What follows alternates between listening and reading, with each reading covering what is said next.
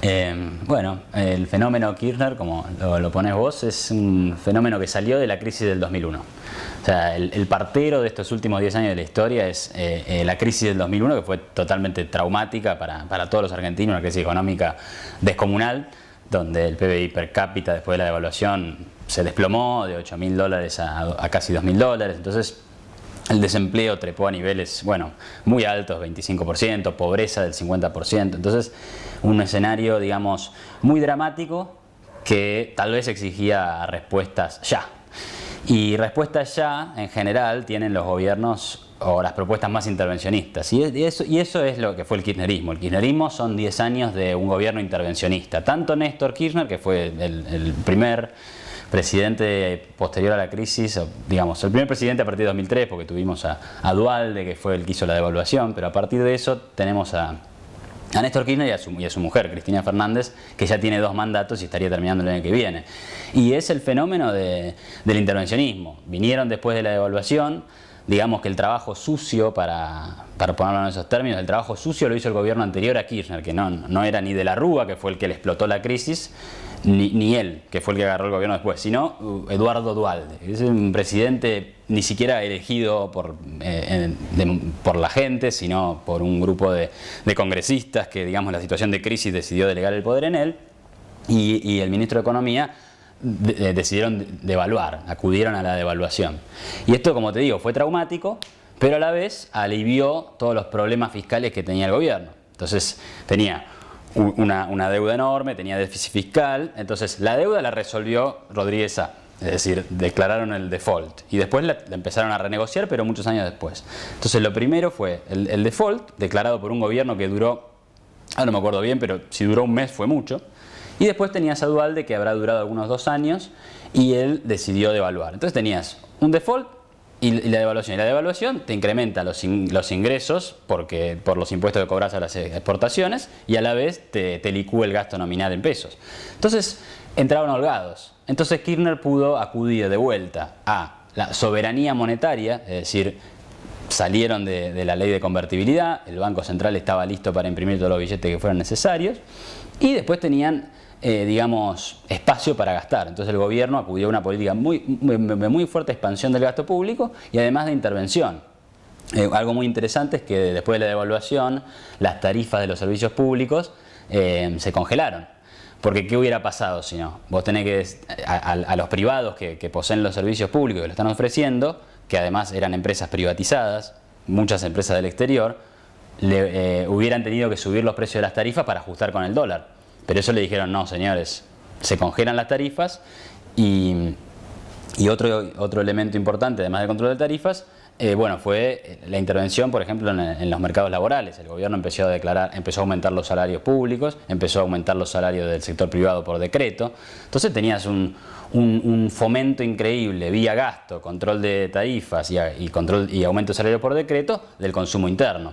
Y eso generó, obviamente, un fuerte crecimiento del PBI. Pero el problema es que cuando vos generás crecimiento a partir del gasto, la emisión monetaria y el control de los mercados, eso genera una burbuja, lo que yo llamo la burbuja argentina. Y la burbuja quiere decir que en algún momento va a crecer, pero en algún momento el ciclo se acaba. Las burbujas cuando suben, pum, se pinchan y listo, se acabó la burbuja. Hay que hacer un ajuste, la economía entra en recesión o se desacelera, volvés a tener problemas volvés a tener crisis. Entonces, bueno, eso es lo que ha pasado en Argentina. Digamos, un fuerte crecimiento estimulado por el Estado, ¿sí?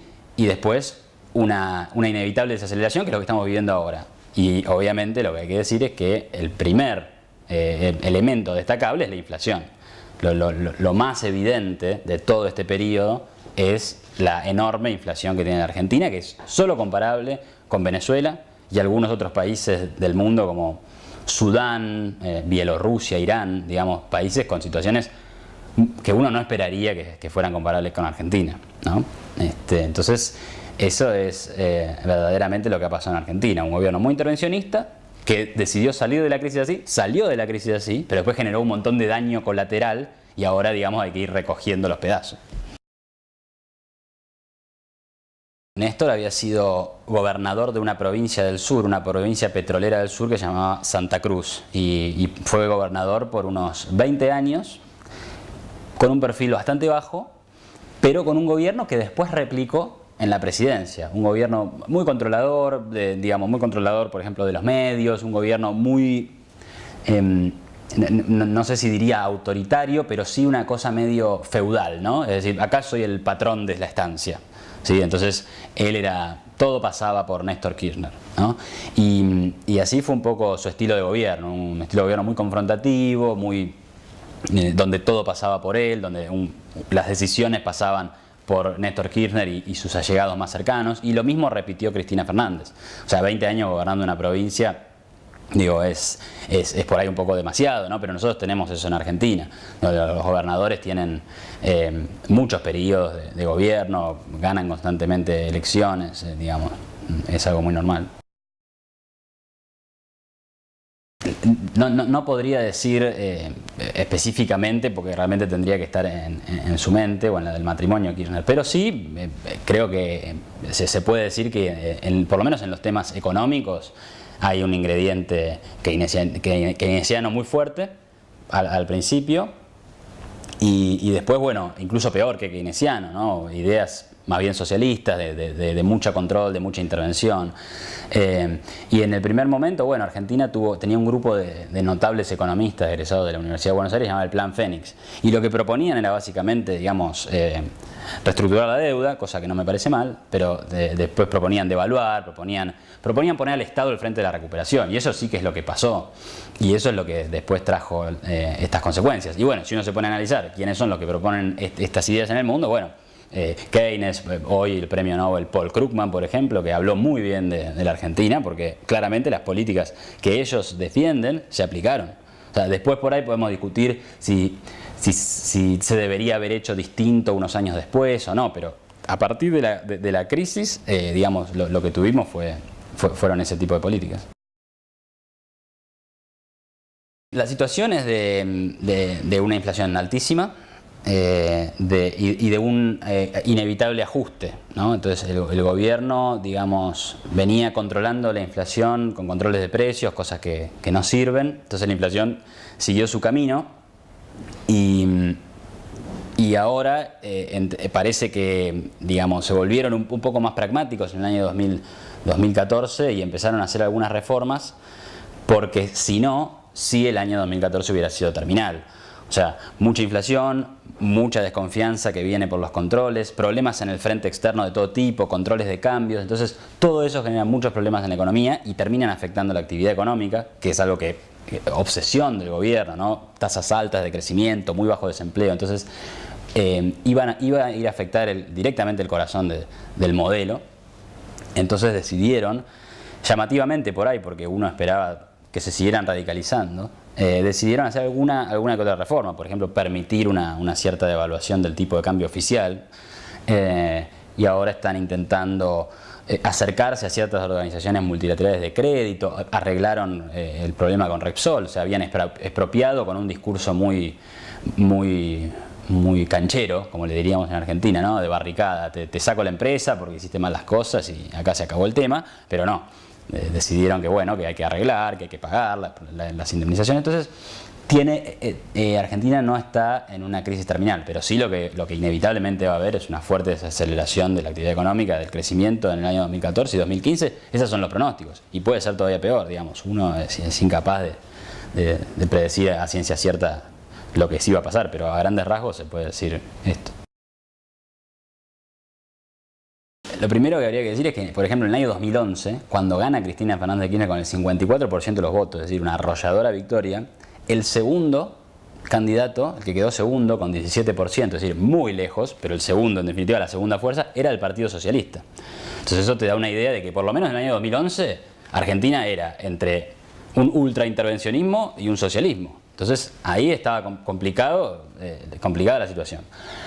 Pasaron los años, no mucho, y la crisis del intervencionismo empezó a pegar. Es decir, ya a la gente no le gusta la inflación, además Argentina tiene un problema de inseguridad grande, es decir, la gente está muy preocupada con lo que pasa en temas de seguridad, y esto evidentemente se le adjudica al gobierno y a que las cosas no están funcionando. Además, los niveles de pobreza son muy altos. Si uno compara las estadísticas verdaderas, están en el 25%. Entonces tenés un gobierno que habla de una década ganada y fantástica con una pobreza del 25%, no es compatible y la gente me parece que lo entiende. Entonces, bueno, para contestar a tu pregunta, surgieron otras opciones.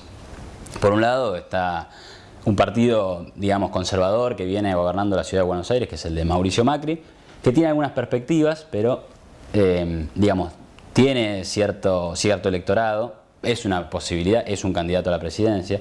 Y después hay otro candidato que es uno que era miembro del gobierno, de hecho fue jefe de gabinete, creo, que se llama Sergio Massa, y tiene un discurso mucho más moderado, digamos.